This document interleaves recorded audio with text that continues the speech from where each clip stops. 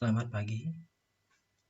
Baik, dalam perjumpaan pertama kita kali ini, saya Gede Palguna Rekanata akan memandu pertemuan kita di awal UTS ini, setelah UTS sampai dengan UAS. Ya, dalam proses perkuliahan kita nanti, saya berharap terjadi suasana yang rileks, yang santai, yang benar-benar mengalir tanpa ada ketegangan sedikit pun, ya.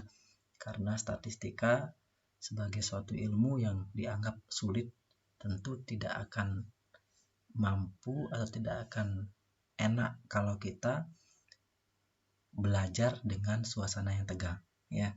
Jadi mari kita rileks saja sambil bersantai, kopi atau ada sambil kita makan atau sambil tiduran boleh, tidak masalah.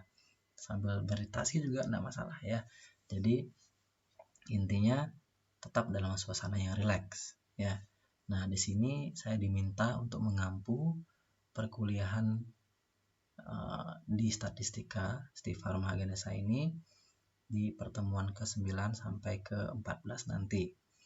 Jadi kita mulai perkuliahan kali ini. Sebelumnya mungkin saya yakin tidak ada yang kenal ya dengan saya karena saya memang belum terkenal. Jadi di sini saya akan sampaikan dulu sedikit dengan kurikulum vitae saya. Jadi saya Gede Palguna Reganata menamatkan pendidikan di S1 Matematika dan S2 di ITS Surabaya. Kemudian riwayat pekerjaan saya sebagai dosen di beberapa kampus yang ada di Bali. Kemudian data analis juga sempat di PT Bestari Jaya di daerah Kuta, jadi perusahaan multinasional. Kemudian data consultant di Pemkab Bandung dan Provinsi Bali.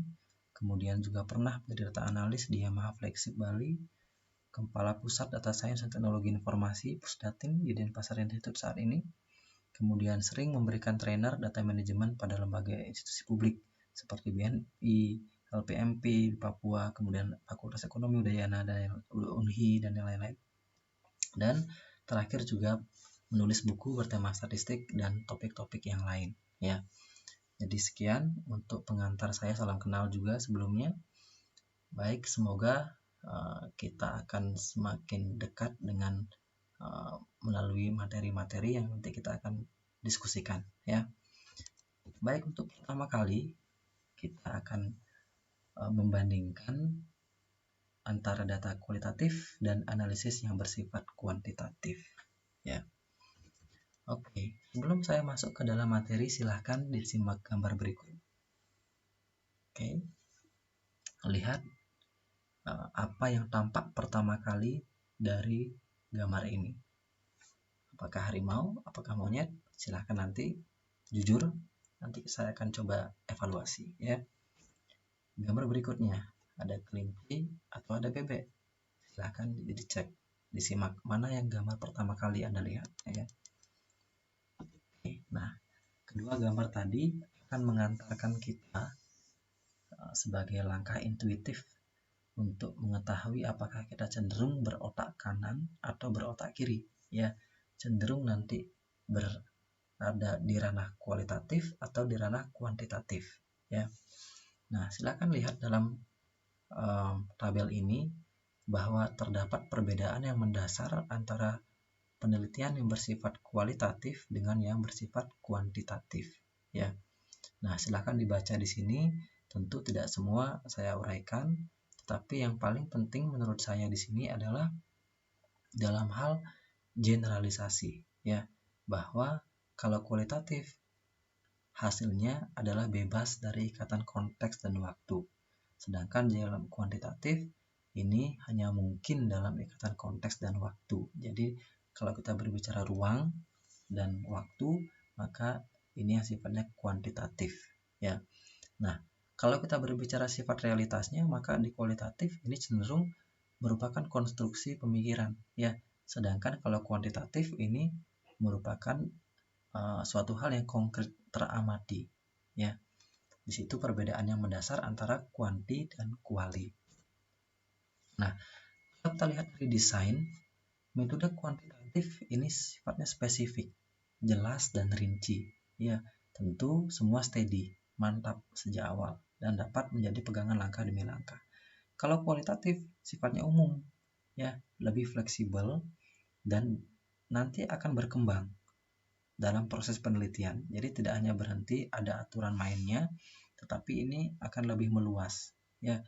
Sehingga orang yang cenderung kualitatif, yang sifatnya kreativitasnya tinggi, intuisinya tinggi, nah ini mungkin bisa menggunakan kualitatif, ya. Nah, kalau kita berbicara dari aspek tujuan, maka kuantitatif menunjukkan hubungan antar variabel, ya.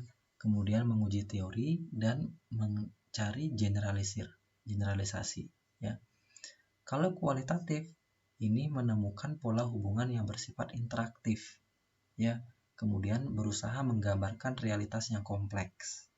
Jadi kalau suatu aspek kita lihat, kita analisis, maka realitasnya akan melebar, ya, akan kompleks, bisa kemana-mana, ya. Sedangkan kalau kuantitatif ini sudah ada pakemnya, jadi sulit untuk bisa meluas, melebar, ya. Di aspek teknik penelitian, metode kuantitatif ini menggunakan metode eksperimen, survei, kemudian biasanya juga dilengkapi dengan kuesioner atau instrumen, dan terakhir ada observasi dan wawancara terstruktur sebagai pelengkap dalam data kita. Sedangkan pada metode kualitatif ini lebih pada participant observation, jadi mengamati partisipan, ya. Nah, kemudian ada in-depth interview, ada dokumentasi di situ, dan triangulasi. Nah, bedanya di sini adalah cenderung di kuantitatif sampelnya banyak, ya, besar jumlahnya, ukurannya. Sedangkan di kualitatif cenderung sedikit, paling 2-3, tapi itu merupakan suatu subjek yang benar-benar dipilih oleh oleh peneliti, ya. Berikutnya adalah pada data, ya. Dalam metode kuantitatif, data berupa angka pasti, numerik, ya. Hasil pengukuran kemudian dioperasionalkan dengan menggunakan instrumen, biasanya kalau menggunakan instrumen kuesioner, ya.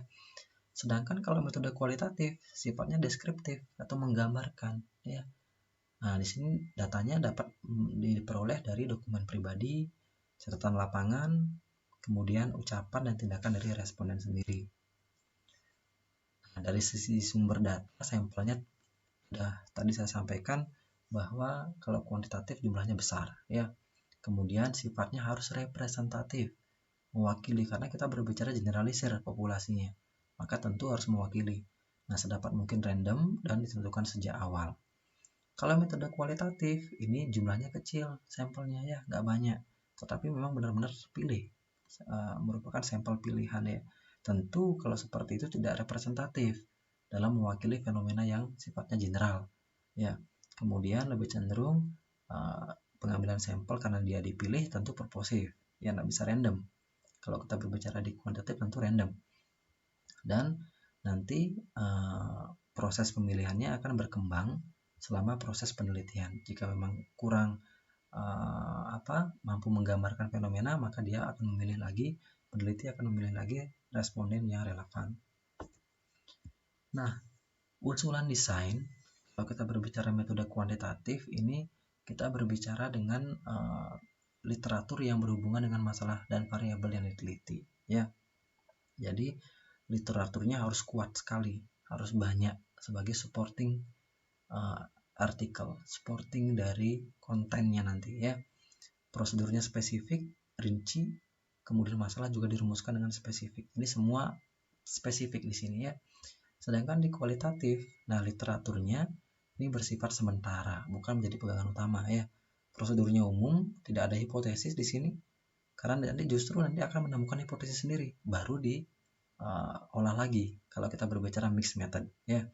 Nah, tentu di sini tidak ada hipotesis, ini penting sekali. Jadi tidak ada hipotesis di kualitatif, ya. Nah, fokus penelitian ditetapkan setelah diperoleh data awal dari lapangan. Dalam proses analisis, nah, di metode kualitatif ini cenderung terus-menerus sejak awal sampai akhir penelitian. Polanya induktif, ya. Kemudian goal-nya adalah mencari pola, model, tema, atau teorinya. Tapi di metode kuantitatif ini analisisnya diperoleh setelah selesai pengumpulan data ya. Jadi setelah data collecting, setelah diperoleh data, kemudian ditabulasi, di cleaning, baru diolah, dianalisis. Tentu pola pikirnya deduktif di sini. Nah, bagaimana proses analisisnya? Nah, inilah kita nanti akan menggunakan statistik. Ya. Nah, disinilah elemen dari manajemen data. Nanti di sini kita akan belajar banyak usai dari pertemuan ini dengan menggunakan tools-tools yang ada di statistik. Oke. Masing-masing dari kedua data analisis tersebut memiliki keunggulan dan kelemahan. Ya. Nah, kalau kualitatif biasanya banyak memakan waktu. Kemudian prosedurnya nggak baku. Ya. Kemudian tidak dapat digeneralisir yang ini. Tapi di kuantitatif nanti kelemahannya di sini adalah adanya kontrol variabel-variabel tidak bisa kita kontrol ya. Nah, ini yang kadang-kadang sulit. Biasanya kalau kita menggunakan kuesioner kita akan mendapat kesulitan saat kita meyakinkan diri kita bahwa responden telah mengisi dengan baik, dengan tepat, dengan akurat, dengan serius ya. Nah, itulah kelemahan dalam proses di kuantitatif, terutama penggunaan instrumen. Nah, dengan begitu apa? Maka karena memiliki keunggulan dan kelemahan, tentu kita harus menggunakan mixed method. Nah, tetapi di level S1, saran saya cukup kita pilih antara kualitatif atau kuantitatif. Jangan gunakan dua-duanya ya. Karena ini cukup berat ya. Begini cukup berat. Nah, sebagai penutup dari perjumpaan kita di sini, silakan dicoba genggam jari Anda masing-masing, kemudian secara otomatis, jangan secara sengaja ya, secara otomatis dicek mana yang berada di atas, mana yang menumpangkan yang di atas ya. Silakan, nanti akan saya evaluasi dari hasil itu sehingga nanti akan terlihat kecenderungan dari penelitian kita nanti. Baik, sekian dan terima kasih.